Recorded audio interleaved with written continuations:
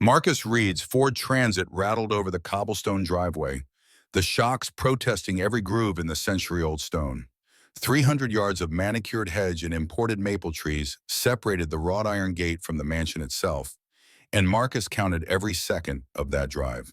His dispatcher had marked this delivery as high priority, signature required, no substitutions. The kind of job that paid overtime if he finished his route early. Owen's birthday was 2 weeks out, and the dinosaur encyclopedia his son had been circling in every store catalog cost $60 Marcus didn't have yet. The Hayes estate rose from Connecticut hillside like something out of a period drama, all limestone and leaded glass, the afternoon sun turning its windows into sheets of gold. Marcus killed the engine in the circular drive, checked the label on the package one more time. Pharmaceutical samples for Dr. Catherine Hayes, MD, PhD. He delivered to plenty of rich houses in his 6 years driving for Fast Track Courier, but none that made him feel quite so much like he was trespassing just by existing in the same zip code. The entrance hall swallowed him whole the moment he stepped through the 12-foot doors. Marble floors stretched in every direction, veined with gold, that probably cost more per square inch than Marcus made in a month. A double staircase curved up to the second floor, each baluster hand-carved, the kind of craftsmanship his grandfather would have appreciated back when people still built things to last. Crystal chandeliers hung from coffered ceilings 20 feet overhead, and the October light streaming through stained glass threw colored shadows across imported rugs that looked older than the country itself. Marcus's work boots squeaked on the polished stone. He clutched the package tighter, scanning for someone to sign the delivery confirmation, and that's when his peripheral vision caught the portrait.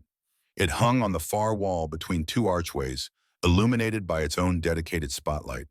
The frame was ornate gold leaf, maybe 4 feet by 6, the kind of commission that required a waiting list and a 6-figure check, but Marcus didn't process any of that because the woman in the painting was Julia, not someone who resembled his wife, not a distant relative who shared her features. Julia, the curve of her smile when she was trying not to laugh, the way her eyes tilted slightly upward at the outer corners, catching light like sea glass. The small birthmark on her left cheek, shaped like a comma, that she used to joke was where God had paused before deciding what to do with her. Every detail matched the woman he'd married 8 years ago. The woman he'd buried 3 years ago after a drunk driver ran a red light on Route 44 and turned Marcus's entire world into before and after. His delivery bag hit the marble floor with a sound like a gunshot. The brass nameplate beneath the gilded frame reflected the chandelier light. Marcus's vision blurred at the edges as he read the engraved words. Sophia Hayes, beloved sister, 1990. The date of birth matched. Julia would have been 35 this December if she'd lived. This Sophia Hayes, whoever she was, would have been 35 too. But the death date was blank, which meant either the portrait was unfinished, or whoever Sophia Hayes was, someone still believed she might be alive. Marcus's throat closed. His work shirt clung to his back, despite the October chill. He took one step closer to the portrait, then another, until he stood directly beneath it. The woman wore a navy dress he'd never seen Julia own, something silk and expensive that belonged in a different life. Her hair was styled in soft waves, professionally done, not the messy buns she'd worn every day to her shifts at the diner.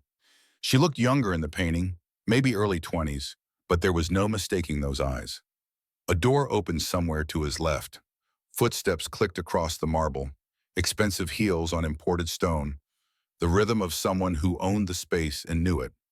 Marcus turned too fast, nearly lost his balance, caught himself on the frame of a chair that probably cost more than his truck. The woman approaching wore a black Armani suit that fit like it had been made for her body specifically. Her dark hair was pulled back in a bun so tight it looked painful, not a strand out of place. She was maybe 10 years older than the woman in the portrait, early to mid-40s with the same bone structure and the same eyes but harder somehow, like they'd seen things that couldn't be unseen. Her expression was carefully neutral, the kind of professional mask Marcus recognized from every landlord and bill collector he'd ever dealt with. Her gaze landed on him, cataloging his presence in less than a second. Delivery uniform, scuffed work boots, hands calloused from manual labor. Someone who didn't belong. Then her eyes flicked past him to the portrait on the wall, and back to his face, and the professional mask shattered like dropped glass. The color drained from her skin. She took 3 quick steps backward, one hand flying to her throat, the other reaching for the wall to steady herself. "Who are you?" The words came out strangled, accusatory, like Marcus had broken into her home instead of being invited in by the open front door. "How did you—" She couldn't finish the sentence. Her eyes kept moving between his face and the portrait, her breath coming faster with each pass. Marcus found his voice, though it came out rough as sandpaper. "My name is Marcus Reed. I'm just a delivery driver. But that woman in the painting—" He pointed at the portrait with a hand that wouldn't stop shaking. "That's my wife." The woman stared at him. For a long moment, neither of them moved. The only sound was the soft ticking of a grandfather clock somewhere deeper in the house, counting seconds that felt like hours. Then she turned sharply, her heels scraping against marble, and called out with the kind of voice that expected immediate compliance. "Daniel!" A man in a security uniform appeared from a side hallway fast enough that he must have been close. He was broad-shouldered, ex-military from the way he carried himself, the kind of presence that filled a room without trying. His expression was professionally blank, but his eyes were already assessing Marcus as a potential threat. The woman's voice had turned cold, glacial, all emotion locked away behind corporate armor. "Escort this man out immediately." Marcus's pulse hammered in his ears. The security guard was already moving toward him, not aggressive, but inexorable, the way a river moves toward the sea. Marcus held up both hands, the universal gesture of surrender, but kept talking because once he left this house, he'd never get answers. "Ma'am, I'm not trying to cause trouble. I just need to understand why you have a painting of my wife in your house. Her name was Julia Reed. She died 3 years ago in a car accident on Route 44. A drunk driver ran a red light. She was pronounced dead at the scene." The security guard's hand closed around Marcus's arm, firm but not cruel. Marcus didn't resist. He'd learned a long time ago that fighting authority only made things worse. But he kept his arm or charm on the woman, willing her to hear him, to understand. "But that's her. I know it is." The birthmark on her cheek. The way her eyes— His voice broke. "I was married to her for 7 years. I know my wife's face." The woman's knees buckled. She caught herself on the back of a chair, her knuckles white against the antique wood. The security guard hesitated, looking between his employer and the stranger in the entrance hall, trying to calculate which emergency took priority. "Is she alive?" The whisper barely reached Marcus. "Please, is Sophia alive?" Marcus felt the floor tilt beneath him. "I don't know anyone named Sophia. My wife's name was Julia." The woman shook her head, slowly at first, and then faster, like she could deny reality through sheer force of will. No, that's—" She looked up at the portrait, then back at Marcus. "That's my sister, Evelyn Hart. She disappeared 13 years ago. I've been searching for her ever since. I hired investigators, I checked hospitals, shelters, everywhere. There was nothing, no trace. She vanished into thin air." Marcus reached out and steadied himself against the doorframe. His tool belt felt too heavy. His work boots felt like they were sinking into the marble. The package he was supposed to deliver lay forgotten on the floor between them. That can't be right. But even as he spoke, he knew it could. Julia had no family photos, no childhood stories, no old friends from before they met. She'd appeared in his life 10 years ago like someone who'd just been born that day, complete and whole, with no past to anchor her. He thought she was simply private, maybe running from a bad relationship or a difficult childhood she didn't want to discuss. He'd loved her enough not to push. Now he wondered what else he'd been too in love to see. The woman took a shaking breath and seemed to pull herself together through sheer force of will. She straightened, wiped her eyes with the sack of her hand, and looked at the security guard still hovering near Marcus's shoulder. "You can go, Daniel." The guard hesitated. "Ms. Hayes, are you certain?" "I'm certain. Leave us." Daniel nodded once and walked away, his footsteps fading into the depths of the mansion. When the sound died completely, the woman turned back to Marcus.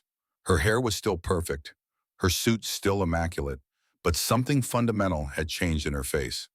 The corporate mask was gone, replaced by raw grief that made her look at 10 years older. My name is Catherine Hayes. She gestured toward a doorway to their right. Come with me. Catherine led him through a series of corridors that all looked the same to Marcus. Expensive art on expensive walls, until they reached a smaller sitting room. Floor-to-ceiling windows overlooked a garden where October had turned the leaves gold and crimson. The furniture was leather and probably imported, arranged around a coffee table made from a single slab of polished walnut. Catherine gestured to one of the chairs. Marcus sat because his legs felt weak, and sitting was easier than staying upright. Catherine remained standing. She moved to the window and stared out at the garden, her back to Marcus, her posture rigid. When she spoke, her voice had gone flat and detached, like she was reading a quarterly earnings report. The Hayes family owns a pharmaceutical empire. My father built it from nothing, spent 40 years turning a small research lab into a multi-billion-dollar corporation. When he died 8 years ago, I inherited the company. Sophia, her voice caught, recovered. My sister was supposed to inherit a portion as well, but she never wanted any of it. She hated this life, the scrutiny, the expectations, the control. Marcus waited. He'd learned patience from 7 years of deliveries, 7 years of waiting for customers to find their checkbooks, find their reading glasses, find any excuse to make small talk with another human being because they were lonely in their big, empty houses. Catherine's reflection in the window glass showed a face carved from marble. Our father believed children were investments. We had the best tutors money could buy. We weren't allowed to attend public school. Every friend had to be approved by our parents. Every activity was scheduled and monitored. Nothing was spontaneous. Nothing was ours. She turned from the window. For the first time, Marcus saw something human in her eyes, something that looked like regret. Our mother was worse after father died. She was terrified of scandal, terrified of losing control of the family legacy. She saw Sophia and me as extensions of the company, assets to be managed, not daughters to be loved. Catherine crossed to a bookshelf, pulled down a leather-bound photo album, and set it on the coffee table between them. Her hands were steady now, corporate control reasserting itself. When Sophia was 20, she started sneaking out. I covered for her, told our mother she was at the library or meeting with her tutor. I didn't know where she really went. She wouldn't tell me. I think she was afraid I'd try to stop her. Marcus thought about Julia working the evening shift at Rosie's Diner, the roadside place off Route 44 where truckers and construction workers stopped for coffee and mediocre pie. He'd been making deliveries to the strip mall next door when he ducked in out of an April rainstorm. She'd been reading a paperback novel at the counter, and she'd laughed when he tripped over the threshold. Her laugh had sounded like music, like something he had been waiting his whole life to hear without knowing he was waiting. She met me, Marcus said quietly, 10 years ago. I was making deliveries to a coffee shop near downtown Hartford. She came in one day and we started talking. I thought she was a college student. She never corrected me. Catherine nodded slowly, like this confirmed something she'd already suspected. She must have been so relieved to be with someone who didn't know the Hayes name, who didn't want anything from her except, she paused. What did you want from her? Marcus met her eyes. I wanted her to be happy. That's all I ever wanted. Something flickered across Catherine's face, too fast to name. That's why she ran. When my mother found out about you, she threatened to destroy your life. She said she'd make sure you never worked in Connecticut again, that you'd be arrested on false charges if you didn't leave Sophia alone. My sister overheard our mother on the phone, making arrangements with the police chief and her lawyer. Mother had already written the charges, theft of company property. It was all fabricated, but she had enough money and enough connections to make it stick. Marcus's hands clenched into fists in his lap. His knuckles went white. Julia never told me any of this. She said she didn't have family. She said she grew up in foster care. I believed her. Catherine's expression softened, just slightly. She was protecting you. If she'd told you the truth, my family would have found her, found you, and my mother would have made good on every threat. Your mother, Marcus repeated. You're talking about her in past tense. She died 2 years ago, cancer. A pause. I'm sorry. Catherine's laugh was bitter. Don't be. She was a monster dressed in Chanel and calling it civilization. But she was still my mother, and she stopped herself. It doesn't matter now. She's gone. Sophia's gone. All that's left is this house, in a company I never wanted, and a portrait of a sister I failed to protect. Marcus stood abruptly. The words were out before he could stop them. I have a son, Owen. He's 6 years old. Catherine's expression changed. Something cracked in her carefully controlled face, like ice breaking under pressure. She sank into the chair across from him, covered her face with both hands, and her shoulders shook. Sophia had a child. My sister had a child. Marcus's voice was gentle now, all the anger drained out of him by Catherine's grief. He looks just like her. Same eyes, same smile. He's all I have left of Julia. Catherine lowered her hands. Tears streaked her face, cutting through expensive makeup, but she didn't seem to care. I thought she was alive somewhere. I thought maybe one day she'd come home, or at least call, send a letter, something. But she's gone. She's really gone. They sat in silence. The grandfather clock in the hallway marked the passing seconds. Outside the window, October wind stripped leaves from the trees and scattered them across the perfect lawn. Marcus thought about Julia humming while she cooked dinner, about the way she always tucked Owen's favorite stuffed triceratops in beside him at bedtime, about the way she smiled when Marcus came home from work, even though they were always struggling to pay rent, even though the refrigerator was half empty and the car needed new tires they couldn't afford. She'd given up everything for that life, for him, and he'd never known. I need to go, Marcus said. I need to pick up my son from school. Catherine looked up. Her face was blotchy and red, but her voice was steady when she spoke. Wait, please. She took a breath. I need to understand. I need to know what her life was like, what kind of person she became. Can we talk again? Every instinct Marcus possessed screamed at him to run, to get Owen and lock the door and pretend this had never happened. But he looked at Catherine's face and saw his own grief reflected back at him, and he couldn't bring himself to walk away. I'll think about it. He walked out of the Hayes mansion and climbed into his delivery van. His hands shook so badly it took 3 tries to get the key in the ignition. He drove in silence toward Owen's school, his mind a roar of white noise. Julia, Sophia, his wife, a stranger. He didn't know who he'd been married to anymore. He didn't know if anything they'd shared had been real or just another carefully constructed lie. The elementary school parking lot was full of SUVs and minivans, parents waiting for dismissal. Marcus pulled into a spot near the back and sat with the engine running, staring at nothing. Other parents walked past his window, talking on their phones, checking their watches, living normal lives where their dead wives weren't secret heiresses with fake names and family fortunes they'd abandoned. Owen came out with his class, wearing his dinosaur backpack and carrying a drawing he'd made in art class. He spotted Marcus's van immediately and ran over, his face lighting up the way it always did when he saw his father. Marcus got out and lifted Owen into a hug, breathing in the smell of his son's shampoo and the lingering scent of the school's industrial soap. How was school, buddy? Owen launched into a detailed explanation of the solar system model they were building in science class. How Jupiter was the biggest planet, but Saturn had the coolest rings. And could they maybe go to the library this weekend to get more books about space? Marcus listened and nodded and made appropriate responses, while his mind replayed the portrait in the Hayes mansion on an endless loop. They stopped at the grocery store on the way home.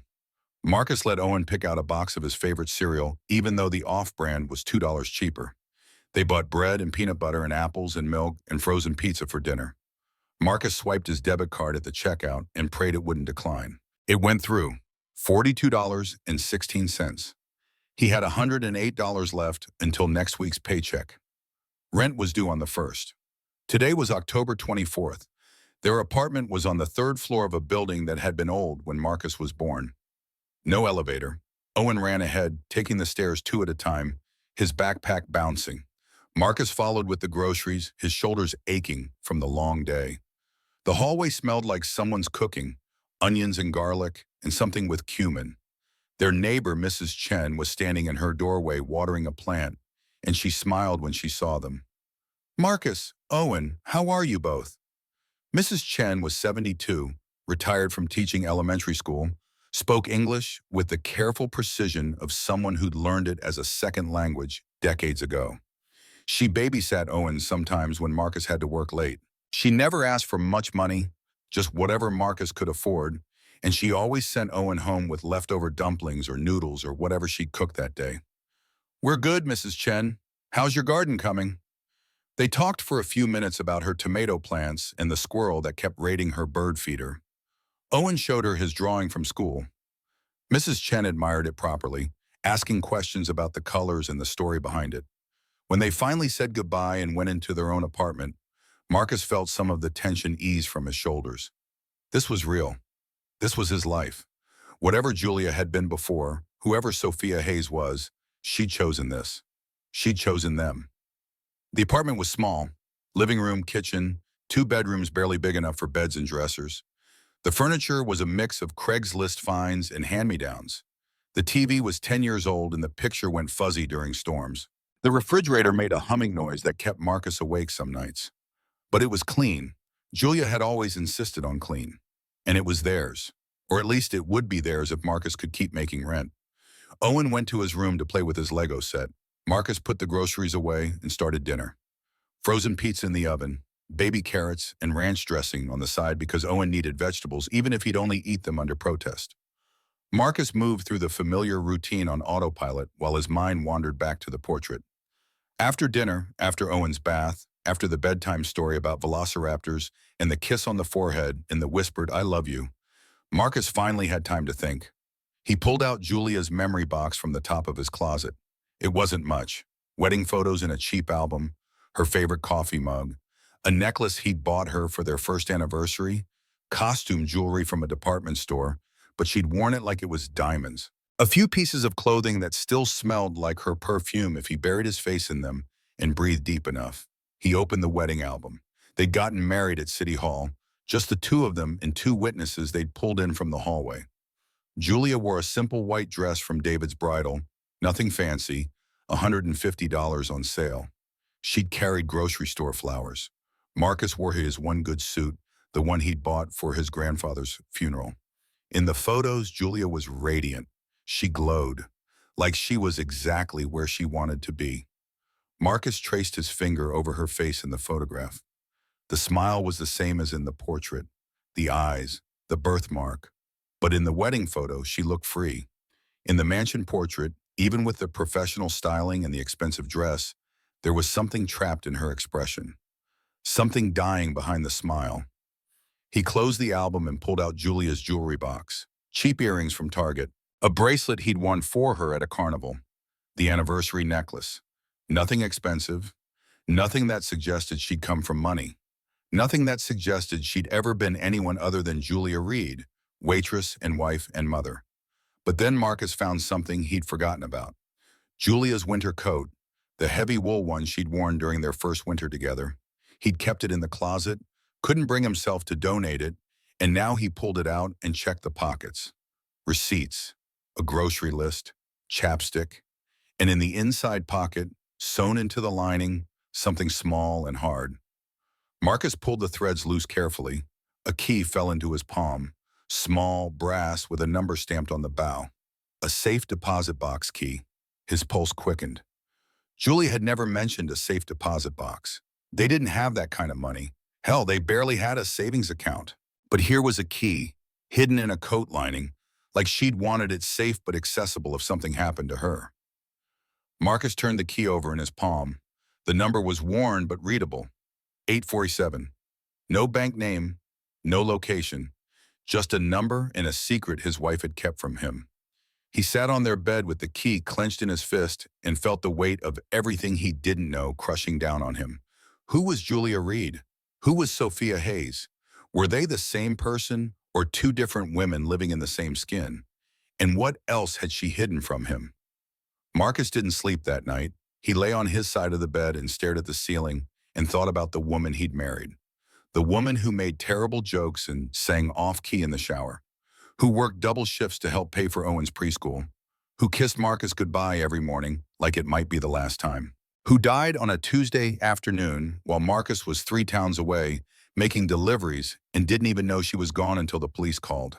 Had she been running her whole life? Had she ever felt safe? Had she ever been able to stop looking over her shoulder? Marcus wanted to be angry, wanted to feel betrayed, but all he could feel was grief, deep and endless, for the woman who'd loved him enough to erase her entire existence. The DNA test results arrived on a Friday, exactly 7 days after the lab technician had come to his apartment. Marcus had been making deliveries when his phone buzzed with a notification that something had been left in his mailbox. He finished his route on autopilot, mechanically checking addresses and collecting signatures, his mind elsewhere. The envelope was thick, official-looking, marked confidential in red ink. Marcus sat in his delivery van in the parking lot of his apartment complex and stared at it for 10 minutes before he could bring himself to open it.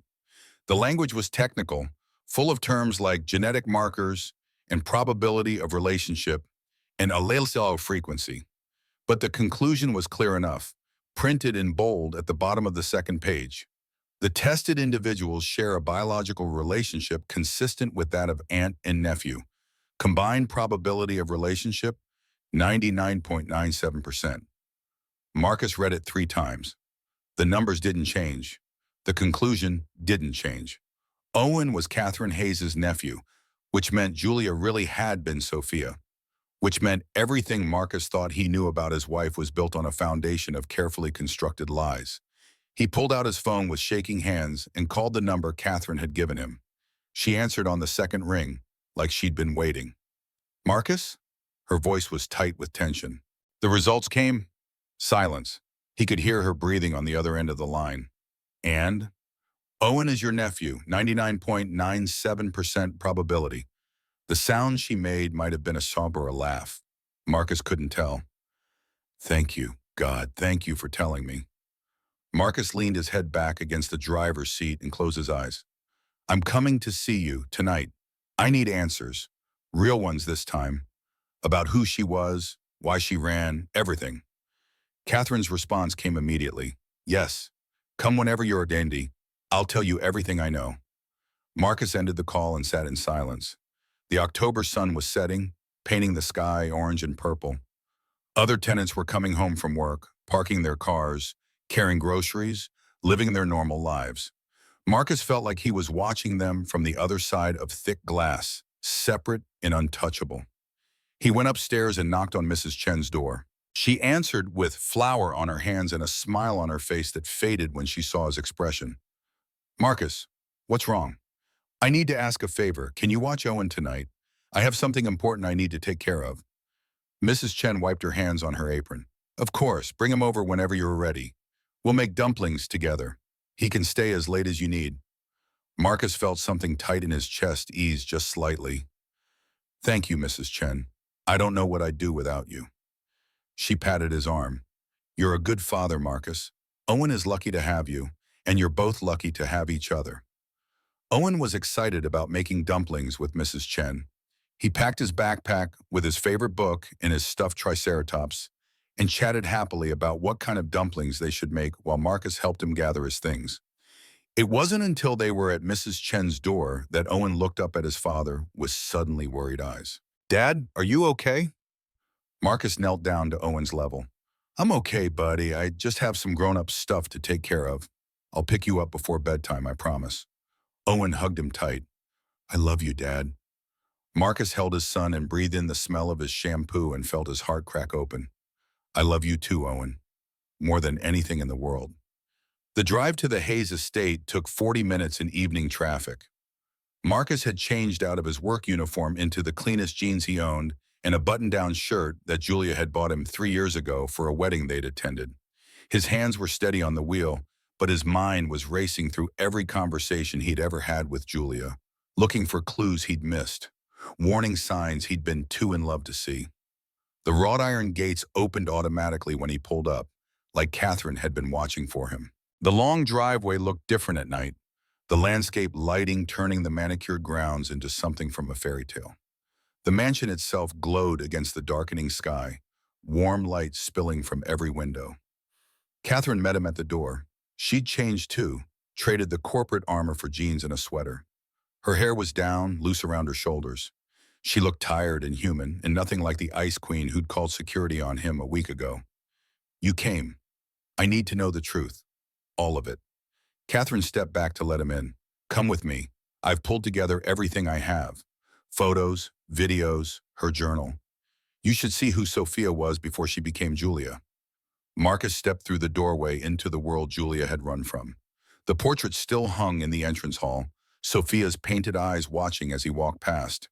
This time, Marcus didn't look away. He looked at her straight on, this woman who'd been his wife and a stranger, and made a silent promise. I'm going to understand why you did it. I'm going to know who you really were, and then I'm going to figure out how to live with both versions of you. Catherine was already walking toward the study, her footsteps echoing on marble, and Marcus followed her into the past his wife had tried so hard to bury. Catherine's private study smelled like old leather and expensive wood polish. Cardboard boxes lined one wall, each labeled in neat handwriting. Sophia, childhood. Sophia, teen years. Sophia, last days. Marcus counted 8 boxes total, a sister's life reduced to archival storage. Catherine pulled down the first box and set it on the mahogany desk between them. Her hands moved with the careful precision of someone handling artifacts in a museum. I haven't opened most of these since Mother died. I couldn't. But after you left last week, I spent 3 nights going through everything. She lifted the lid. Photographs spilled out, dozens of them, professionally shot and expensively framed. A little girl in a pink tutu stood on a stage 3 times too big for her. The same child at a grand piano, fingers positioned perfectly on ivory keys, face serious beyond her years. Birthday parties in ballrooms with guest lists that read like Fortune 500 directories. Marcus picked up a photo of Sophia at maybe 7 years old. She wore a velvet dress with a lace collar, her hair in careful ringlets. She was smiling, but the smile didn't reach her eyes. That was her 7th birthday, Catherine said. 300 guests. None of them were children her age. Mother believed in appropriate socialization, which meant Sophia and I were only allowed to interact with the sons and daughters of people Mother deemed worthy. Marcus set the photo down and picked up another. Teenage Sophia at what looked like a formal dinner, seated between 2 middle-aged men in expensive suits. She was maybe 15, wearing a dress that probably cost more than Marcus's truck, but she looked like she wanted to disappear into the wallpaper. Catherine pulled out a laptop from the desk drawer and opened it. The screen came to life showing a video file dated 15 years ago. She clicked play. Piano music filled the room. On screen, a 20-year-old Sophia played Chopin's Nocturne in E-flat major for an audience of hundreds. Her technique was flawless, every note precise, but there was no soul in it. She played like a machine, programmed to hit the right keys in the right order. When she finished, the applause was polite and obligatory. Sophia stood, curtsied, and walked off stage with her head down. The video cut to a woman approaching Sophia in the wings, late 50s, silver hair in a perfect coif, diamonds at her throat and wrists. She put her hand on Sophia's shoulder, gripping hard enough that Sophia flinched. Her lips moved, words the camera didn't catch, but whatever she said made Sophia's face go blank. The girl nodded once and forced a smile. That was our mother, Catherine said, Victoria Hayes. She died believing she was preparing us for the world. But what she really did was teach us that love was conditional, performance-based. You were only worthy of affection if you met the standard. Marcus thought about Julia singing off-key while she washed dishes. Julia who laughed at her own terrible jokes. Julia who cried during sappy commercials and didn't care if anyone saw. Your mother turned her into someone she wasn't. And then Julia spent 10 years trying to find out who she actually could be. Catherine closed the laptop. When Sophia was 20, she started vanishing for hours at a time. I covered for her, told Mother she was at the library or meeting with her tutor. Sophia never told me where she went, but I'd see this look on her face when she came back, like she'd been allowed to breathe for the first time all day. She pulled out a worn leather journal from the bottom of the box. The cover was cracked, the pages yellowed with age. Catherine opened it carefully, handling it like scripture. I found this hidden in her room after she disappeared. Mother had locked it away. I didn't read it until after Mother died. I couldn't. Marcus reached for it. Catherine handed it over without hesitation. The handwriting was Julia's. That same looping script Marcus knew from grocery lists and birthday cards. But the words belonged to someone he'd never met. January 3rd. Mother chose my wardrobe for the next 6 months today. I stood like a mannequin while the tailor measured. Mother says a Hayes woman always looks perfect. I wanted to ask if a Hayes woman ever gets to look like herself. March 17th. I snuck out again. Catherine covered. I feel guilty making her lie, but not guilty enough to stop. Outside this house, I can be nobody. And being nobody feels like being somebody real. April 28th. Met someone today. Coffee shop near downtown. He was making deliveries, got caught in the rain. Tripped coming through the door. I laughed, really laughed, not the laugh I've been taught to perform. He asked if I was okay. Not who's your father or what do you do, but just are you okay? His name is Marcus. Marcus's vision blurred. He turned the page. May 15th. Saw him again. We talked for 2 hours. He thinks I'm a community college student working part-time at a diner. I didn't correct him. For 2 hours, I was just a girl talking to a boy who makes me laugh. No expectations, no performance. Just me, June 3rd. I think I love him. I think I've been falling for weeks and didn't want to admit it because once I admit it, I have to face what it means. He lives in a different world, a better one. August 10th. Mother found out. Her investigator took photos. She called me to her office. Didn't yell, mother never yells, just laid out exactly what she'd do to him if I didn't end it. False charges, career destruction. She has the police chief and 3 judges in her pocket. Marcus would be arrested within a week. She already has the charges written. August 22nd, I heard mother on the phone tonight. She's moving forward with the plan anyway.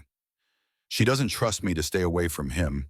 She's going to destroy him whether I end it or not, unless I disappear completely. Unless Sophia Hayes ceases to exist. August 24th. I've been preparing for 2 years. Fake documents, new identity, enough cash to start over. I thought I was planning an escape. Now I realize I was planning to save him. I choose Marcus. I choose freedom, even if it means I can never come back. The final entry was dated August 26th, 2 weeks before Sophia vanished. Tomorrow I become someone else. Tomorrow Sophia Hayes dies and Julia Reed is born. I'm terrified, but for the first time in my life, I'm making a choice that's entirely mine. Mother says we don't get to choose our lives. She's wrong. I'm choosing. I'm choosing love over everything. Marcus closed the journal. His hands were shaking. Catherine was crying silently, tears running down her face unchecked. She gave up everything. Her name, her family, her entire identity, because of me, because she loved me enough to protect me from your mother. Catherine's voice came out raw. She loved you enough to erase herself. They sat in silence while the grandfather clock in the hall marked time that felt suspended. Marcus thought about Julia working double shifts, saving pennies, never complaining about their tiny apartment or his old truck or the way they had to choose between fixing the refrigerator and buying Owen new shoes. She'd been happy, genuinely happy. He'd always wondered how someone could find joy in so little. Now he understood. She wasn't living with less. She was living with everything that mattered. Catherine wiped her eyes and pulled herself together with visible effort. I'd like to meet Owen, properly this time, if you'll allow it. Marcus looked at this woman who was a stranger and also his son's only blood relative besides himself. This woman who'd spent 13 years searching for a sister who didn't want to be found. This woman who understood grief in a way most people never would. Tomorrow, come to our apartment. Owen gets home from school at 3:30. Catherine's apartment visit happened on a Tuesday afternoon when October rain drummed against the windows and made the stairs smell like wet concrete. Marcus had cleaned all morning, scrubbing the bathroom tile and vacuuming the living room carpet and trying to make their small space look less shabby. It didn't work. The apartment was still old and cramped and obviously cheap, but it was clean and it was home and it was filled with pictures of Julia that made it feel less empty. Catherine arrived exactly at 3:30, punctual as a CEO, wearing designer jeans that probably cost more than Marcus's rent, and carrying a gift bag from a bookstore that specialized in expensive children's literature. She looked around the apartment with an expression Marcus couldn't read. Not judgment, exactly. More like she was seeing something she'd only heard about in stories, trying to reconcile the reality with her imagination. Owen was hiding behind Marcus when Catherine knocked. He peered around his father's legs with suspicious eyes, remembering the stranger from the hospital visit weeks ago, not quite ready to trust. Catherine knelt down to his level without being asked. She set the gift bag on the floor between them. "Hi, Owen. I'm your Aunt Catherine. I was your mom's big sister." Owen looked up at Marcus for confirmation. Marcus nodded. Owen took one cautious step forward. "My mom had a sister?" Catherine's voice stayed steady, but Marcus saw her hands trembling. "She did, and I'm very sorry I didn't get to know you sooner. Your mom, she had to go away for a long time, but she loved you more than anything." Owen considered this, his 6-year-old brain working through concepts too big for childhood. "Dad says Mom is in heaven now." "She is, but before she went there, she was happy because she had you and your dad." Owen took another step closer and pointed at the gift bag. "What's that?" "It's for you, but your dad has to say it's okay first." Owen looked up at Marcus with pleading eyes. Marcus wanted to say no, wanted to refuse expensive gifts that felt like charity, but he saw Catherine's desperate hope and his son's curiosity and couldn't bring himself to be cruel. "You can look." Owen pulled out a hardcover encyclopedia of dinosaurs, the kind with glossy photographs and fold-out diagrams. His eyes went wide. This was the exact book he'd been circling in every catalog, the one Marcus couldn't afford. "This was your mom's when she was your age. She loved dinosaurs, wanted to be a paleontologist when she grew up." Owen clutched the book like treasure. "Mom liked dinosaurs? She had a whole collection of plastic ones. Used to make me play prehistoric adventures with her. I was always the hapless human getting chased by T-Rexes." Owen giggled. The sound broke something open in Catherine's face. She smiled, genuine and warm, and for just a second, Marcus saw what she might have been like if she'd grown up differently. If she'd been allowed to be a person instead of an asset. The afternoon went better than Marcus expected. Catherine sat on their worn couch and listened to Owen explain the difference between velociraptors and Deinonychus. She asked questions that showed she was actually listening. She didn't pull out her phone once. When Owen brought out his Lego set, she got down on the floor and helped him build a space station, following his 6-year-old directions without trying to take over. But then dinner time came, and Catherine made a mistake. Marcus was heating up leftover spaghetti when Catherine wandered into the kitchen. Owen was in the living room, still building. "Can I help with anything?" Marcus glanced at her designer jeans and cashmere sweater. "You cook?" "I can learn." He handed her a wooden spoon. "Stir the sauce. Don't let it stick to the bottom." They worked in companionable silence for a few minutes. Then Catherine, trying to be helpful, called into the living room. "Owen, honey, come wash your hands for dinner. Your mom would want you to eat your vegetables." The effect was instantaneous. Owen's face went red. He stood up so fast he knocked over his Lego tower. "You don't know what Mom wanted. You're not my mom. You're not anything." Catherine's face went white. She took a step back like she'd been slapped. Owen was crying now, big hiccuping sobs. "I don't want a new mom. Everyone keeps leaving, and you're just going to leave too." He ran to his bedroom and slammed the door hard enough to rattle the walls. Marcus turned off the stove and went after him, but not before he saw Catherine sink against the counter, her hand pressed to her mouth, her whole body shaking. It took 20 minutes to calm Owen down. Marcus sat on his son's bed and held him while he cried, rocking him the way Julia used to, making the same soothing sounds. Eventually the sobs quieted to hiccups, and Owen's grip on Marcus's shirt loosened. "She doesn't want to replace Mom, buddy. She just wants to know you, because you're part of Mom, and that makes you special to her." Owen's voice was muffled against Marcus's chest. "I miss Mom. I know, I miss her too. Every day. I don't remember what she looked like anymore. Not really, just in pictures." Marcus's heart broke into smaller pieces. "That's okay. The important thing is you remember she loved you, and that she'd want you to be happy." When they came back out, Catherine was still in the kitchen, but she'd pulled herself together. Her eyes were red, but her voice was steady. "Owen, I'm sorry. I shouldn't have said that. I'm not trying to be your mom. Your mom was amazing, and nobody could replace her. I just want to be your friend, if you'll let me. Owen studied her for a long moment. Then he nodded once, cautious acceptance. They ate dinner mostly in silence. The spaghetti was a little burnt from sitting on the stove, but nobody complained. Catherine left right after, promising to call before visiting again, making it clear she understood she couldn't just show up and expect to be welcomed. At the door, she looked at Marcus with raw honesty. I don't know how to do this. I don't know how to be family. I've spent 20 years being a CEO, and I forgot how to be a person. Marcus surprised himself by putting a hand on her shoulder. You're learning. That's what matters. A week later, Catherine invited them to the mansion for dinner. Marcus almost said no, but Owen had been asking about Aunt Catherine every day, and Marcus couldn't deny that something was shifting.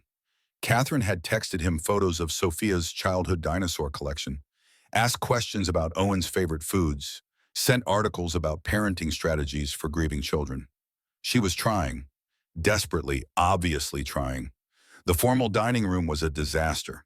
20-foot ceilings, a table that could seat 30, and a meal prepared by Catherine's private chef that looked like art instead of food. Owen took one look at the seared scallops and risotto and refused to touch his plate. Marcus watched his son push food around in circles and saw Catherine's face fall. She'd tried so hard and it wasn't working. You know what? This is too fancy for a Tuesday night. Owen, what's your favorite thing to make with Dad? Owen perked up. Pancakes. Catherine looked confused. Pancakes? For dinner? Marcus grinned. Best dinner there is. Come on, we'll show you. They migrated to the kitchen, that gleaming professional space with equipment Catherine had never touched. Marcus started pulling out ingredients while Owen dragged a step stool over to the counter. Catherine watched them like they were performing surgery. I don't know how to make pancakes. Owen's eyes went wide. You don't know how to make pancakes? That's silly. Marcus measured out flour and handed Catherine an egg. First lesson, crack it into the bowl. Gently. Catherine held the egg like it might explode. She tapped it against the bowl rim too hard and shell fragments scattered everywhere. Owen dissolved into giggles. Catherine stared at the mess, then started laughing too, genuine and unguarded. They made a disaster of the kitchen. Flour everywhere. Batter on the counter. The first batch came out burnt because Catherine didn't wait for the bubbles. The second batch was raw in the middle.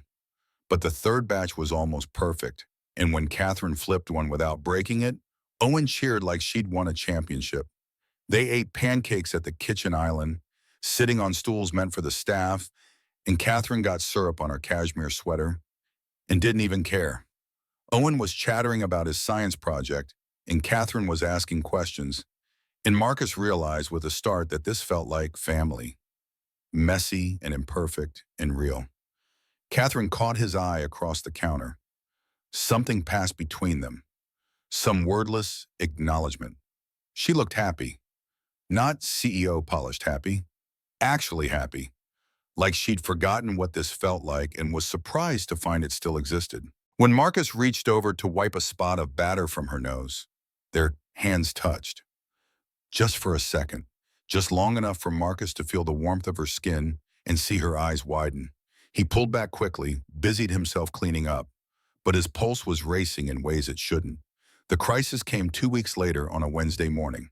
Marcus was 40 miles into his delivery route when his phone rang with Owen's school number. Mr. Reed, this is Nurse Martinez. Owen fainted during recess. He's conscious now, but he's disoriented and running a low fever. We're calling an ambulance. Marcus's vision tunneled. The truck swerved before he corrected. I'm on my way. Tell him I'm coming. Mr. Reed, the ambulance will be faster. We're going to Hartford Hospital. Meet us there. The next 40 minutes were the longest of Marcus's life.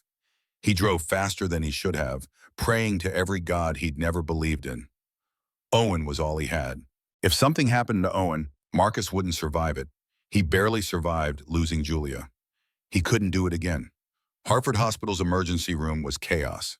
Marcus ran through automatic doors, gave Owen's name to 3 different people, got shuffled from waiting room to triage to a private bay where his son lay on a bed looking small and scared, and so much like Julia it physically hurt.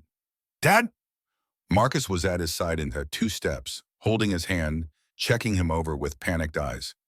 I'm here, buddy. I'm right here. What hurts? I got dizzy. Everything went spinny. Dr. Sarah Patel arrived minutes later, a woman in her 50s with kind eyes and efficient hands. Marcus knew her vaguely from Owen's yearly checkups. She examined Owen quickly, asked questions, made notes on a tablet. We're running blood work. Given his symptoms, the fatigue, the easy bruising you mentioned, the nosebleeds, I'm concerned about a blood disorder. Marcus's stomach dropped. What kind of disorder? Let's wait for the tests. I don't want to speculate. The results took 4 hours. 4 hours of sitting in uncomfortable chairs while Owen slept fitfully and Marcus's mind played out every worst-case scenario. When Dr. Patel finally came back, her face was serious. Owen has severe aplastic anemia. His bone marrow isn't producing enough blood cells. He'll need a bone marrow transplant. The words didn't make sense. Marcus heard them, but they felt like they belonged to someone else's life. A transplant. Okay, test me. I'm his father. I'll be a match. Dr. Patel's expression was carefully neutral. We'll test you, but parent-child matches are only about 50% likely. We'll also check the National Registry. They tested Marcus that afternoon. The wait for results was 48 hours. 48 hours of Marcus barely leaving Owen's hospital room, of sleeping in the chair beside his bed, of watching his son get weaker and trying not to let the terror show on his face. When Dr. Patel returned with the results, Marcus knew before she spoke. You're not a match. We're searching the registry, but given Owen's mixed ethnicity, finding a donor could take months. Marcus felt the floor drop out from under him. Months. He doesn't have months. We'll start treatment to manage his symptoms while we search. But Marcus, she paused. Is there other family? Siblings would be the best chance for a match. Aunts or uncles have about a 25% probability. Catherine. Marcus stared at his phone for a full hour before he could make himself dial. After 3 weeks of careful friendship, of rebuilt trust, of slowly learning to be in each other's lives, he was about to ask for the one thing that would prove whether any of it was real. She answered on the first ring. Marcus? Her voice was breathless, like she'd been waiting for his call. Owen's sick. He has severe aplastic anemia. He needs a bone marrow transplant. I'm not a match. His voice broke. Catherine, I know I have no right to ask, but what hospital? I'm coming now. Hartford Hospital, Pediatric Wing, room 342. I'll be there in 30 minutes. She made it in 25. Marcus heard her before he saw her, expensive heels clicking down the hospital corridor at a near run. She burst through the door still wearing a business suit, her hair perfect, her makeup flawless, but her eyes were wild with fear. Where do I get tested? Who do I talk to? Owen stirred in the bed, his eyes opened, unfocused and tired. Aunt Cat? Catherine was at his bedside instantly, taking his small hand in both of hers. I'm here, sweetheart. I'm right here. I don't feel good. I know, but we're going to fix it. I promise. Patel tested Catherine that evening. Another 48-hour wait. This time Marcus wasn't alone. Catherine refused to leave. She canceled meetings, ignored phone calls, and spent 2 days sitting in the hospital room reading to Owen and holding his hand and looking more human than Marcus had ever seen her. Late the second night, after Owen had finally fallen asleep, they sat together in the dimly lit room. Marcus in his usual chair, Catherine on the small couch against the wall. The silence between them felt heavy with things unsaid. I need to tell you something. Catherine's voice was barely above a whisper. Something I should have told you weeks ago. Marcus looked at her. In the half-light, she looked young and scared. 5 years ago, my investigator found her. Found Sophia. Julia. Marcus went rigid. What?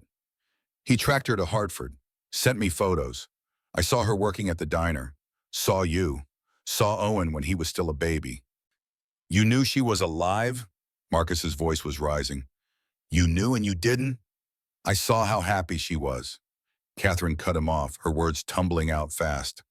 For the first time in her entire life, Sophia was smiling like she meant it. She'd made her choice. She wanted to be Julia Reed. Who was I to drag her back into hell? She stood up, started pacing, unable to sit still. I told my investigator to stop. I buried the report. I decided that if she wanted to stay hidden, I would let her. even though it killed me, even though I wondered every day if she thought about me, if she hated me for not protecting her when we were young. Marcus tried to process this, tried to be angry, but all he could see was Catherine's face, raw with guilt and grief. Your mother, did she know? Catherine's expression darkened. Mother was having my investigators followed. She found the report, started making plans to contact Sophia to force her to come back. But mother got sick before she could act. Cancer moved fast. She died within 6 months of diagnosis. I destroyed every copy of the report after her funeral, made sure no one else would ever find them. She sank back onto the couch, exhausted. I let her go because I loved her, because I'd already failed her once by not being brave enough to stand up to mother. I wasn't going to fail her again. Marcus sat with this knowledge, turned it over in his mind. Catherine had known Julia was alive, had chosen to let her be free, had protected her sister's secret even though it meant never seeing her again. Thank you, the words came out quiet, for letting her be happy. Catherine looked up, surprised. You're not angry? I'm furious, but I also understand. You gave her what she wanted most, the right to choose her own life. Something shifted in the air between them, some wall coming down. Catherine crossed the room and sat in the chair next to Marcus's, close enough that their shoulders almost touched. I've spent 20 years building a company, won every negotiation, made billions, but I never built anything that mattered. Sophia knew what mattered. She chose you and Owen over everything. I didn't understand that until now. Marcus thought about Julia laughing in their tiny kitchen, about Owen's first steps, about birthday cakes from Box Mix and Christmas mornings with presents wrapped in newspaper because it was all they could afford. She had everything that mattered. We both did. They sat in silence. The hospital room was quiet except for Owen's soft breathing and the beep of monitors. Catherine's hand rested on the chair arm between them. Marcus could feel the warmth of her, even though they weren't touching. When Dr. Patel walked in 48 hours later with results, Marcus and Catherine were holding hands without either quite remembering when that had started. They stood together as she opened her tablet, and Marcus felt Catherine's grip tighten. You're a match, Dr. Patel smiled. 10 out of 10 HLA markers. Perfect match. We can schedule the transplant for next week. Catherine's knees buckled. Marcus caught her, held her up while she cried into his shoulder. Owen woke up to find his father and his aunt both crying, and started crying too, even though he didn't know why, and Dr. Patel quietly excused herself to give them privacy. The week before the transplant blurred together. Catherine's procedure was explained in clinical detail. General anesthesia, large needles extracting marrow from her hip bones, recovery time of 2 to 3 days. She listened with CEO focus and agreed to everything without hesitation. Marcus watched her transform from terrified woman to determined soldier, setting her jaw and preparing to save her nephew's life like it was a hostile takeover she needed to win. The night before the surgery, Catherine stayed late at the hospital. Owen had finally fallen asleep after hours of anxious questions. Marcus walked Catherine to the elevator, both of them exhausted. Thank you. I know I keep saying it, but I don't know what else to say. You're saving his life. Catherine pressed the elevator button. He's family. I'd give him anything. The elevator arrived. The doors opened. Neither of them moved. Marcus, Catherine stopped, started again. These past few weeks, getting to know Owen, getting to know you, it's been the happiest I've been in years. Marcus's pulse picked up. I feel the same way. They were standing very close. The hospital corridor was empty. Somewhere a machine beeped. Someone's shoes squeaked on linoleum far away. But in this moment, in this space between elevator and hospital room, the world had narrowed to just the two of them. Catherine's eyes dropped to his mouth. Marcus felt his breath catch. This was wrong. This was Julia's sister, his dead wife's family. But Catherine looked at him like he was something precious. And Marcus hadn't felt precious in 3 years. And when she leaned in, he didn't pull away. Their lips were an inch apart when reality crashed back in. Marcus jerked backwards so fast he stumbled. The elevator doors started to close and Catherine lunged to stop them, hitting the button with shaking hands. I can't. We can't. Julia's only been gone 3 years. Catherine covered her face. God, I'm sorry. I don't know what I was thinking. She was my sister. You were her husband. This is wrong. This is wrong. They stared at each other in horror. Marcus could see his own guilt and shame reflected in Catherine's eyes. I should go. Catherine's voice was barely audible. The surgery's early. I need to rest. Marcus nodded, couldn't speak, couldn't do anything but stand there and watch her step into the elevator. The doors closed and she was gone, and Marcus stood in the empty corridor, feeling like he'd betrayed Julia all over again. He went back to Owen's room and sat in his usual chair and put his head in his hands. What was wrong with him? How could he have almost kissed his dead wife's sister? How could he have wanted to? But he had wanted to. That was the worst part. For just a moment, he'd forgotten everything except the way Catherine looked at him and the warmth he'd felt standing close to her. His phone buzzed 3 hours later. A text from Catherine. I'm so sorry. Let's forget that happened. I'll see you at the hospital tomorrow. Marcus didn't reply, didn't know what to say. He deleted the message and tried to sleep and failed completely. The transplant went perfectly. Catherine donated marrow. Owen received it. His body accepted it. Dr. Patel was cautiously optimistic. But Marcus and Catherine barely spoke through the whole process. They were polite, professional, like strangers who happened to be in the same hospital for the same child. Owen noticed but didn't understand. He asked why Aunt Cat seemed sad. Marcus made excuses. Work stress, tired from the procedure, anything but the truth. Catherine was discharged after 3 days. She came to say goodbye to Owen, hugged him carefully, promised to visit soon. She didn't look at Marcus once. The door closed behind her and Marcus felt something vital drain out of the room. A week passed, then 2. Catherine didn't call, didn't text, didn't visit. Owen asked about her constantly. Marcus made more excuses. Catherine's busy with work. She's tired from the surgery. She'll come by soon. But soon never came, and Marcus realized he'd destroyed the fragile thing they'd been building. Whatever friendship or family they might have had, he'd burned it down in a hospital corridor by wanting something he had no right to want. Late one night, 3 weeks after Catherine's last visit, Marcus sat in his dark living room and stared at Sophia's journal where it sat on the coffee table. He opened to the last entry. I'm choosing love over everything. Marcus traced his finger over Julia's handwriting and wondered what she would say if she knew. Would she be angry? Hurt? Or would she understand that grief makes people do desperate things? Reach for comfort in inappropriate places? Blur lines that should stay sharp? He'd never know. Julia was gone. Catherine was gone. And Marcus was alone again. Just him and Owen, and the ghost of a woman who'd loved them both enough to erase herself. His phone stayed silent for 22 days. Then, on a Wednesday evening, it finally rang. Word count, 5,000 words Wednesday evening. Marcus's phone finally rang after 22 days of silence. Catherine's name glowed on the screen, casting pale light across his dark living room. He stared at it through 4 rings, his thumb hovering over the answer button, paralyzed by guilt and longing in equal measure. What would he say? How could he explain why he'd let weeks pass without a word? The phone stopped ringing. No voicemail. He sat in the darkness for another hour, the phone heavy in his hand, before he finally set it down and went to check on Owen. The next night, Owen asked the question Marcus had been dreading. Why doesn't Aunt Catherine come over anymore? They sat at the kitchen table, Thursday dinner growing cold between them. Rain drummed against the windows in steady rhythm.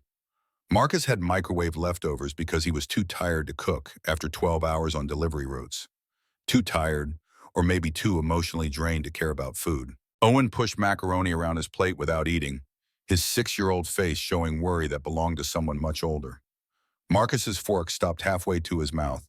He set it down carefully, buying time he didn't have.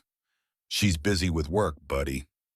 Owen's eyes, Julia's eyes, saw right through him the way children always did when adults lied poorly. Did I make her mad when I yelled that time? The question hit Marcus like a physical blow. His son thought Catherine's absence was his fault, that his tantrum about not wanting a new mother had driven away the only family connection they had left besides each other. No, you didn't do anything wrong. This is grown-up stuff. Complicated stuff. Owen's face crumpled. His voice came out small and broken. Everyone leaves. First Mom, now Aunt Kat. What did I do wrong? Marcus was around the table in seconds, pulling Owen into his arms while his son cried into his shirt. He rocked him the way Julia used to, making sounds that were supposed to be soothing, but came out fractured. Every sob that shook Owen's small frame felt like an indictment. Marcus had been so busy protecting his own guilt, so consumed by the shame of having almost kissed his dead wife's sister, that he hadn't seen what his withdrawal was teaching his son. That people who loved you vanished without explanation. That attachment led inevitably to loss. That Owen himself might be the reason people left. That night, after Owen finally cried himself to exhausted sleep, Marcus pulled Julia's winter coat from the back of his closet. The safe deposit key was still in the lining where he'd found it weeks ago, hidden in careful stitching. He'd been avoiding it, afraid of what other secrets it might reveal, what other versions of Julia he might discover. But Owen was asking questions Marcus couldn't answer with lies anymore, and maybe Julia had left him something that would help. Maybe she'd known, the way she seemed to know everything, that someday he'd need guidance only she could give. Saturday morning arrived cold and gray, November asserting itself after October's gentle fade. Marcus dropped Owen at Mrs. Chen's apartment with his Lego set and a promise to be back by lunch. Owen went without complaint, still subdued from Thursday's breakdown. Mrs. Chen watched Marcus with concerned eyes but didn't ask questions, just nodded and took Owen's hand and told him they'd make soup dumplings together. The bank was downtown, a granite fortress that had stood for a century, weathering depressions and recessions and the digital revolution that had made physical vaults seem almost quaint. Marcus had to try 3 branches before he found the right one, the one whose system recognized key number 847. The manager, a woman in her 50s with kind eyes, led him to the vault room without asking questions she probably wanted to ask. Why did a delivery driver in work boots have access to a safe deposit box? Whose secrets was he about to uncover? The vault room smelled like metal and old paper and the weight of other people's hidden things. The manager used her key and Marcus's key together, the old-fashioned security that required 2 people to agree before secrets could be revealed. She pulled out the long metal box, set it on the table, and left him alone with whatever Julia had thought important enough to hide. Marcus lifted the lid with hands that wouldn't stop shaking. Inside were 2 envelopes, cream-colored and expensive. The kind of paper Julia would never have bought for herself in their life together. She must have stolen them from her old life, saved them for something that mattered. One envelope was addressed to Catherine Hayes in Julia's careful script. One was addressed to him. Beneath them, a USB drive and a plastic case and legal documents Marcus recognized as Julia's will, the simple one they'd drawn up after Owen was born, leaving everything to each other, which hadn't been much. A 13-year-old truck, second-hand furniture, wedding rings from a pawn shop, a life built on love instead of money. Marcus opened his letter first.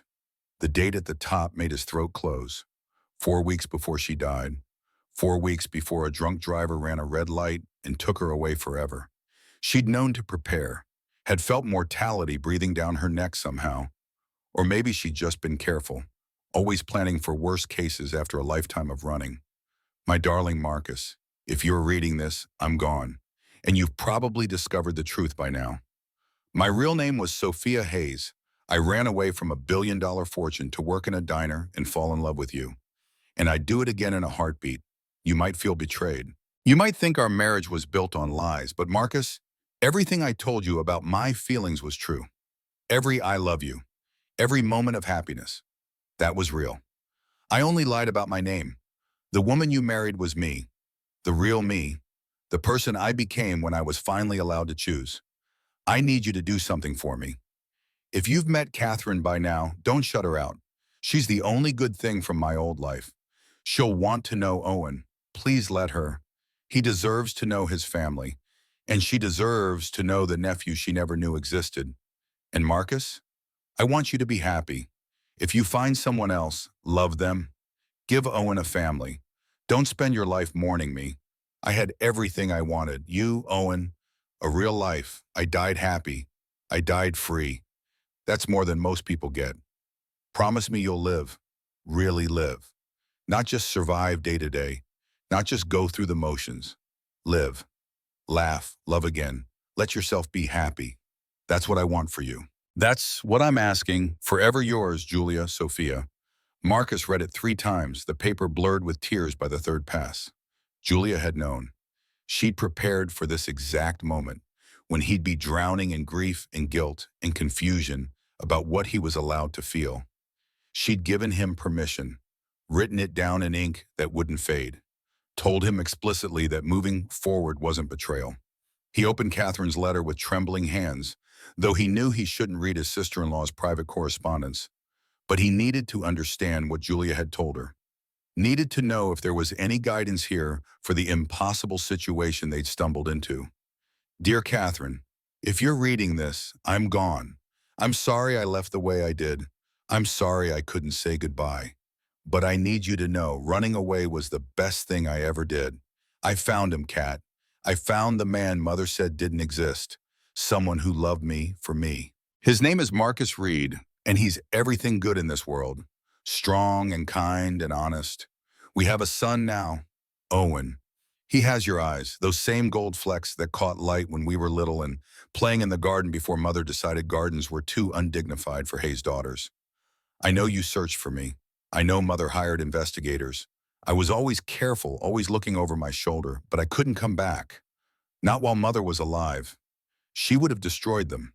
Destroyed Marcus and Owen and everything I'd built. And I couldn't let that happen.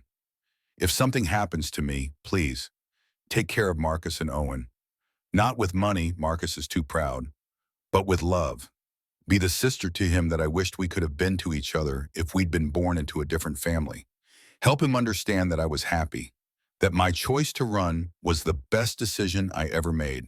And Kat, don't waste your life in that mansion.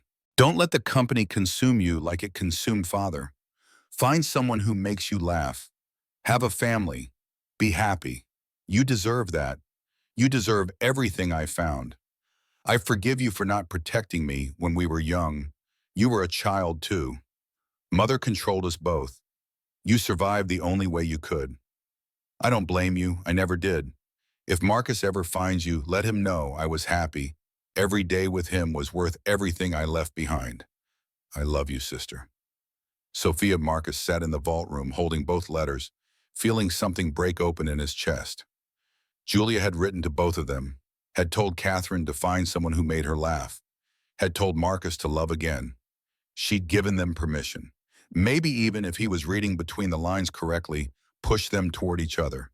2 broken pieces of her world that might fit together into something new. The USB drive played on the bank's computer after Marcus asked the manager for help. She set him up in a small viewing room, handed him headphones, and left him alone with whatever message Julia had recorded. The file was labeled simply "For Marcus" and dated the same day as the letters.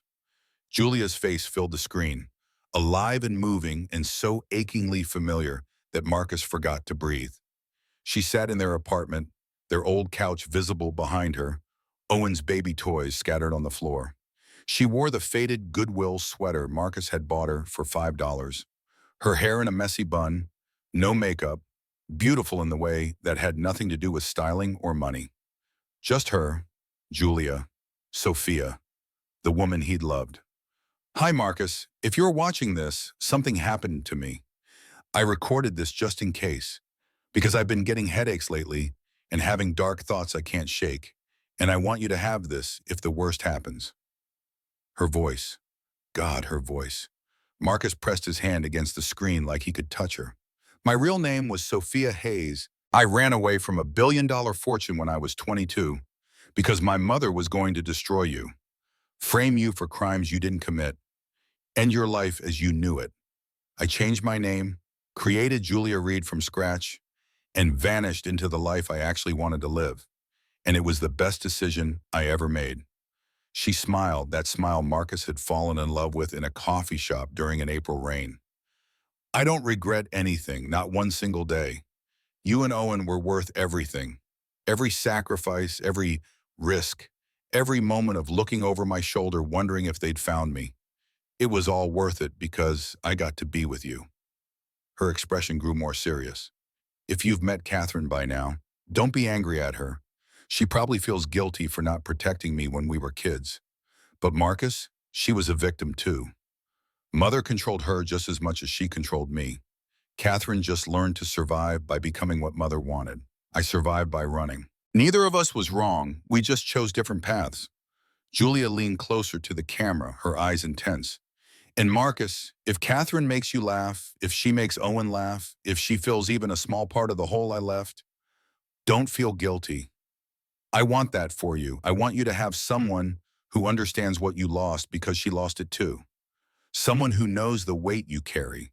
Someone who can help you raise our son to be happy and free and everything I always wanted for him. She paused, choosing words carefully. Catherine is good, Marcus. Deep down, beneath all the CEO armor, she's good. She just forgot how to be human after so many years playing corporate games. If you can remind her, if you can help her find the person she was before mother twisted her into a business asset, then maybe my running wasn't just for me. Maybe it saved both of us. You saved me. Maybe you can save her too. Julia's smile turned bittersweet. I love you. I'll always love you. But I'm gone now, and you're still here, and I need you to promise me something. Promise me you'll live. Promise me you'll let yourself be happy again. Promise me you won't spend your life mourning a ghost. I was real. What we had was real, but it's over now, and you need to find what comes next. The video ended.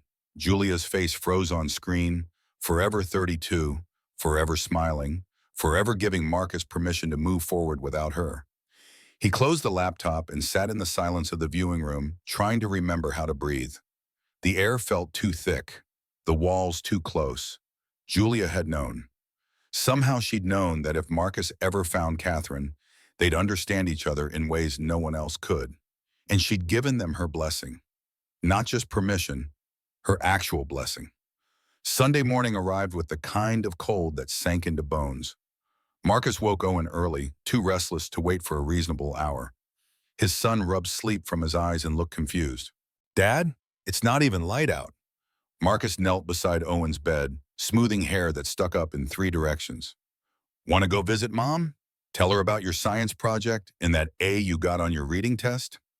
Owen's face lit up like sunrise, all the sadness from Thursday forgotten in the simple joy of visiting his mother's grave.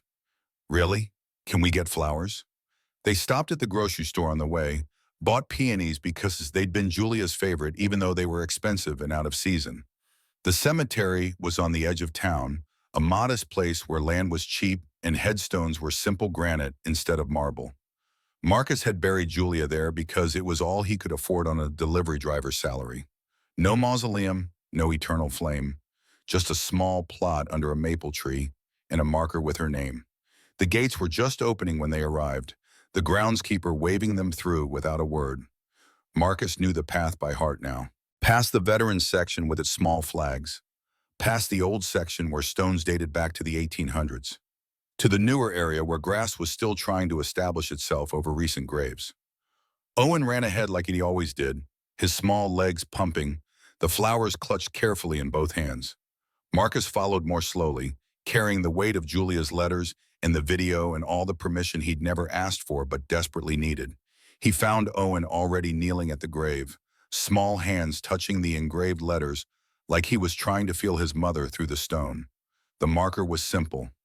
Just her name and dates, Julia Reed, 1990 to 2021, beloved wife and mother. Marcus had wanted to add more but couldn't afford the extra engraving. Now he wondered if he should have included her real name too. Let Sophia Hayes rest beside Julia Reed, both identities acknowledged, both versions of her honored. Hi, Mommy. I brought Dad and flowers. Your favorites.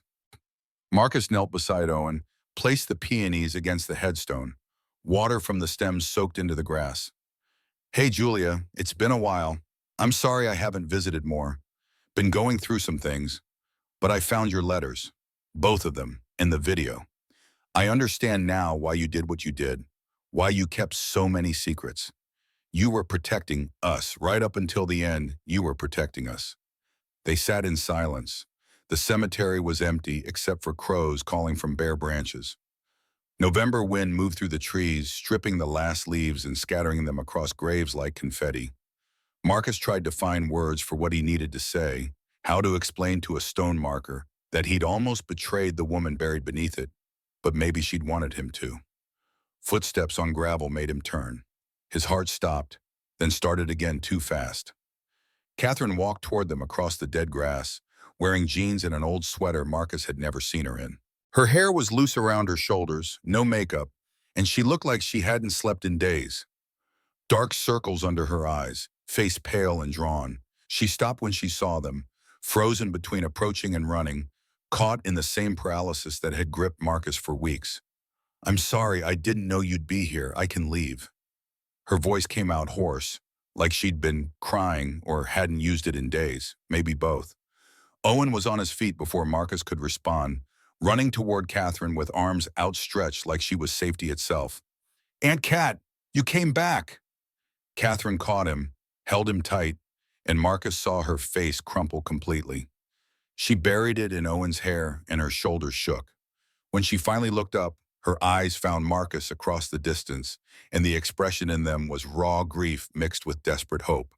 "I've been coming every Sunday to talk to her, to ask her questions I knew she couldn't answer. I didn't think anyone would be here this early." Marcus stood slowly.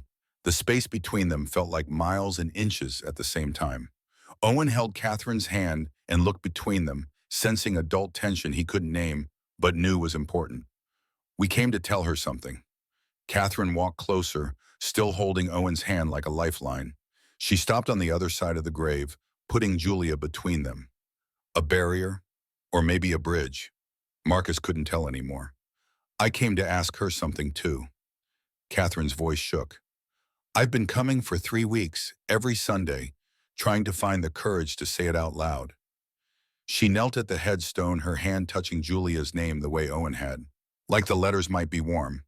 Like somehow touch could reach through granite and earth to the woman beneath. "Hi, Sophia. I found your letter, and Marcus showed me your video." Tears ran down her face unchecked. She didn't wipe them away, just let them fall onto the grass. "You asked me to take care of them. I tried. I really tried. But Sophia, something happened that I don't think you planned for.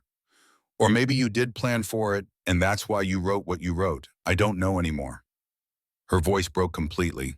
She took a shaking breath and forced the words out. "I'm falling in love with him, with Marcus. And I don't know if that's what you meant it when you told me to find someone who makes me laugh. I don't know if you meant your someone, your family, or if I was supposed to find my own."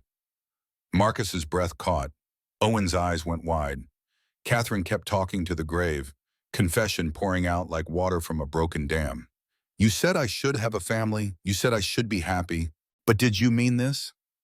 Did you mean I should fall in love with your husband and help raise your son and fill the space you left?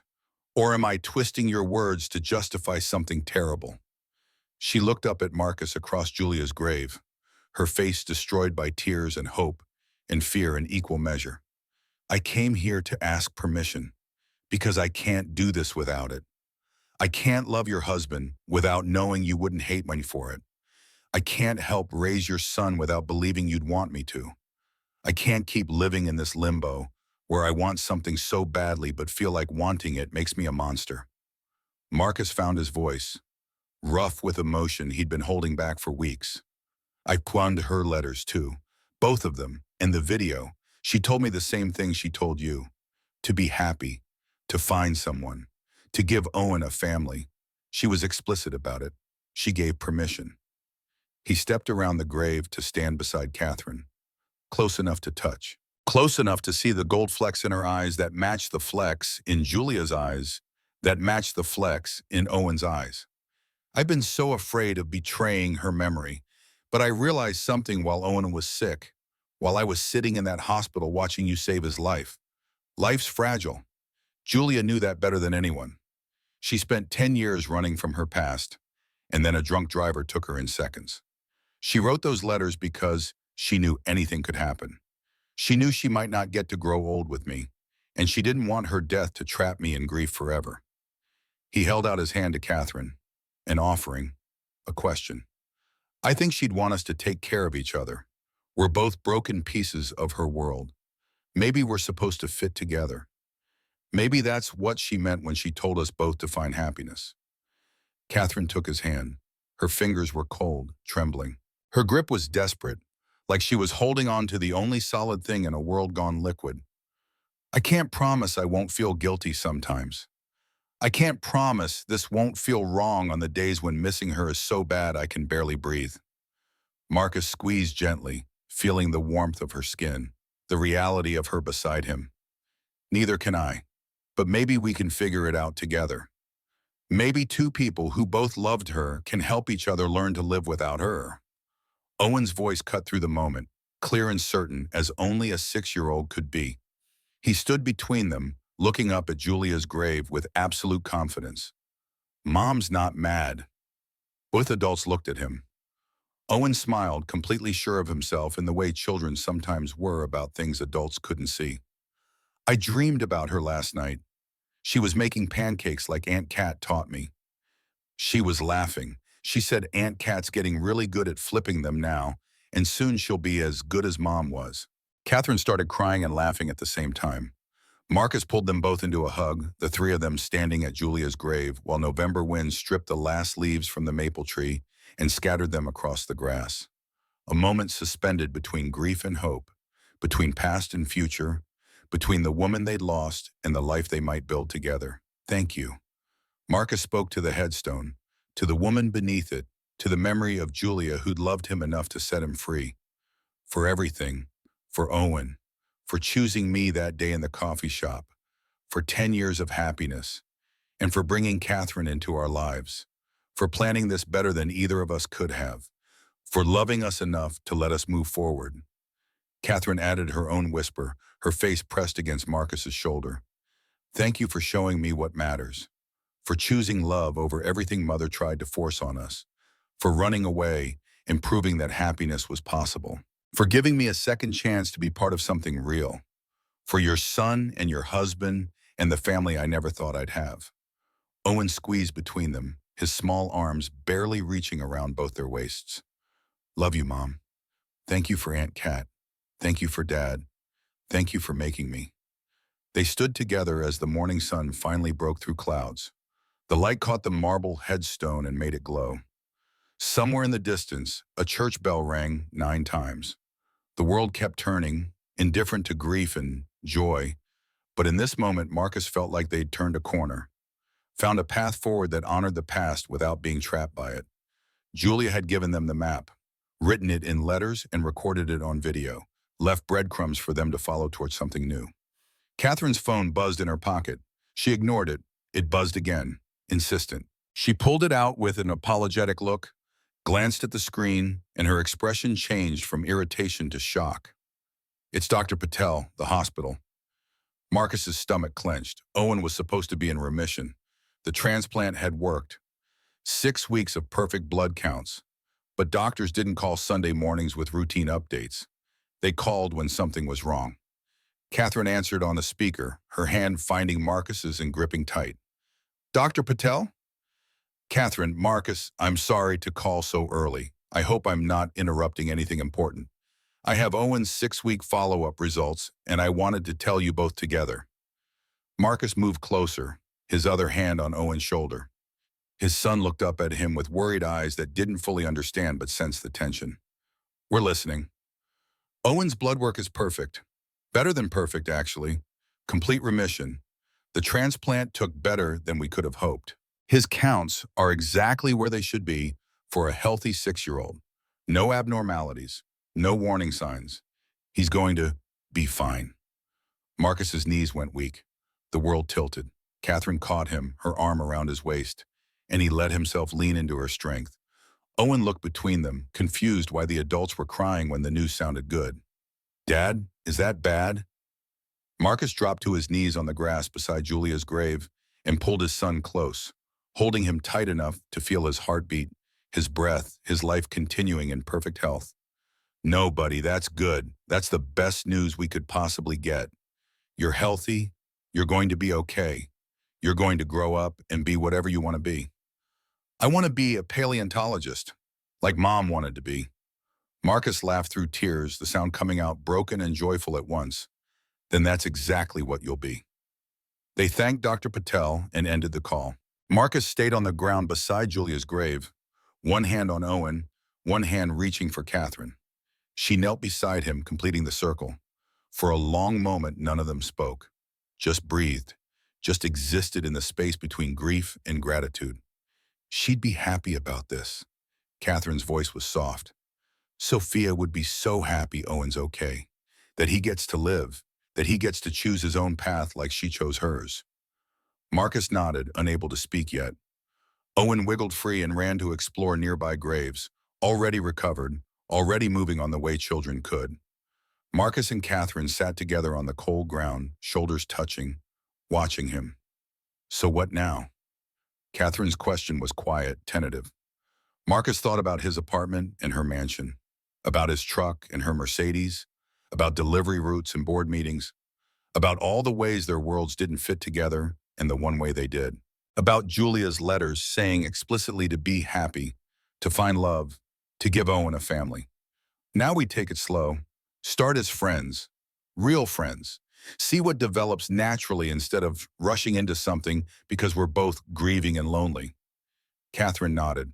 I can do friends. I've gotten pretty good at it over the past few months. Even learned to make pancakes without burning down your kitchen. Marcus smiled, the first real smile in weeks.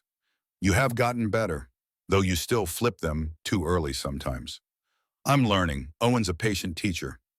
They sat quietly for a few more minutes, watching Owen read headstone names aloud and make up stories about the people buried there.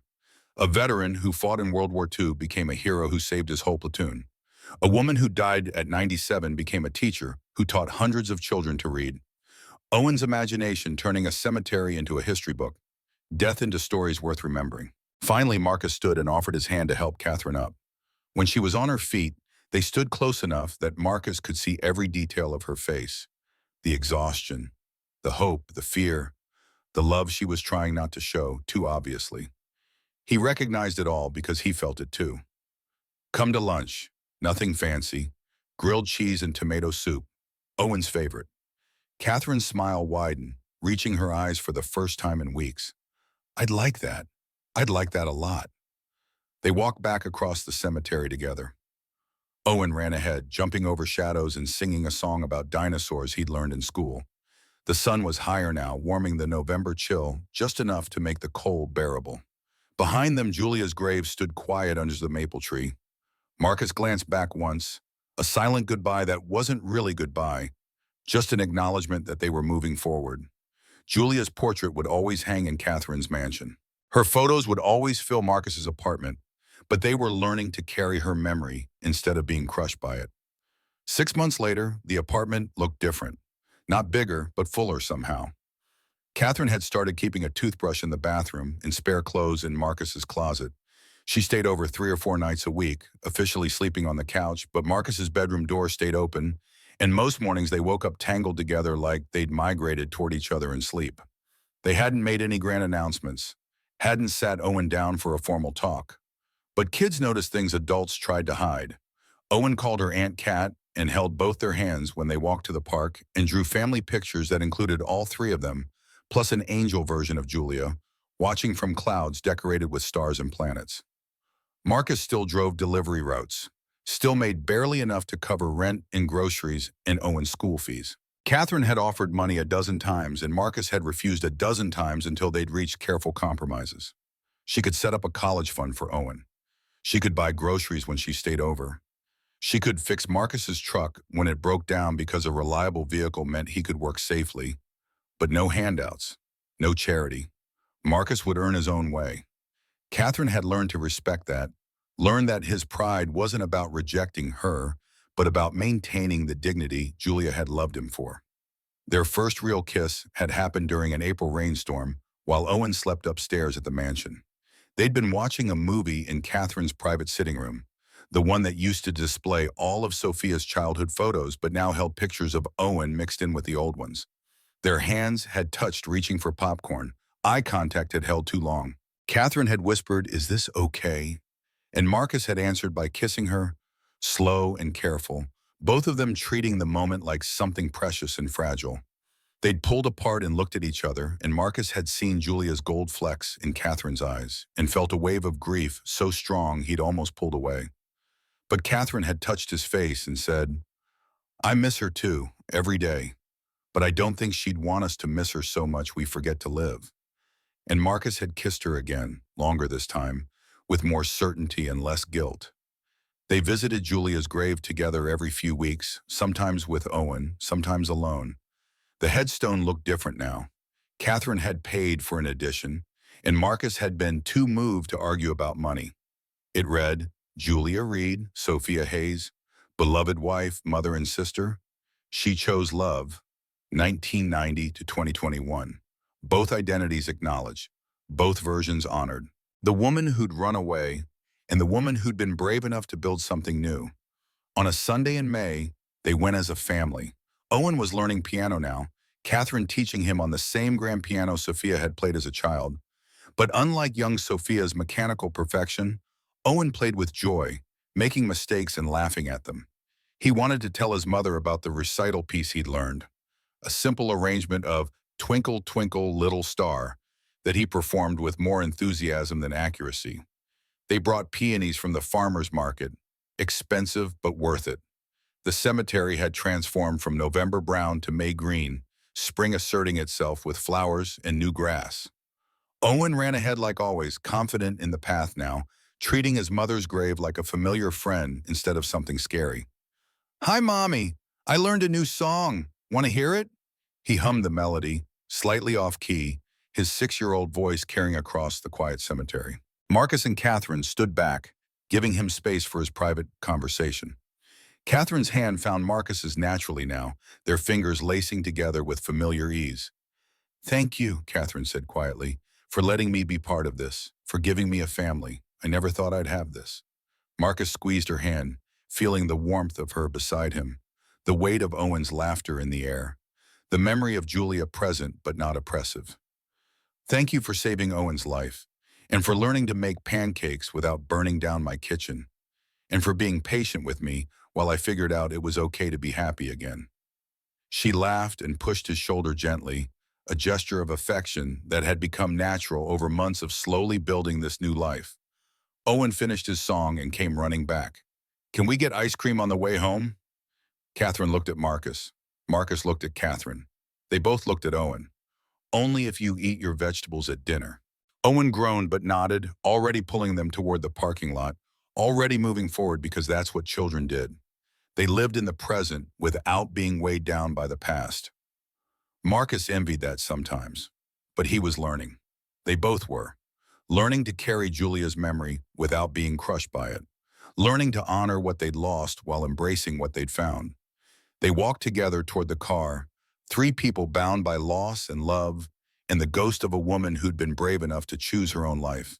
Behind them, the maple tree rustled in spring wind. If you believe that love outlasted death, if you believe that the best gift you could give someone was permission to be happy, you might have said the sound was like laughter. Like someone was finally, completely at peace. Marcus glanced back one last time at the grave. The flowers they'd brought were already wilting in afternoon sun, but that was okay. They'd bring fresh ones next time. They always did. Julia had given them so much, a son, a second chance, each other, permission to move forward. The least they could do was remember her with flowers and stories and the family she'd always wanted for them. Catherine leaned her head on his shoulder as they walked, a gesture of comfortable intimacy that had developed over careful months. Owen skipped ahead, already planning his ice cream order in elaborate detail. And Marcus felt something he hadn't felt in 3 years. Not just survival, not just getting through another day, but actual happiness. The kind that made you grateful to wake up in the morning. The kind that made you believe in second chance and new beginnings and the possibility that broken things could be mended into something beautiful and strong.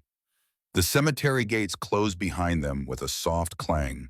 Spring bloomed across Connecticut in riots of color.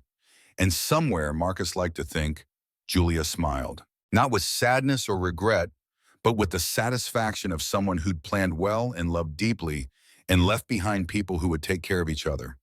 She'd chosen love over everything. And in doing so, she taught them to do the same.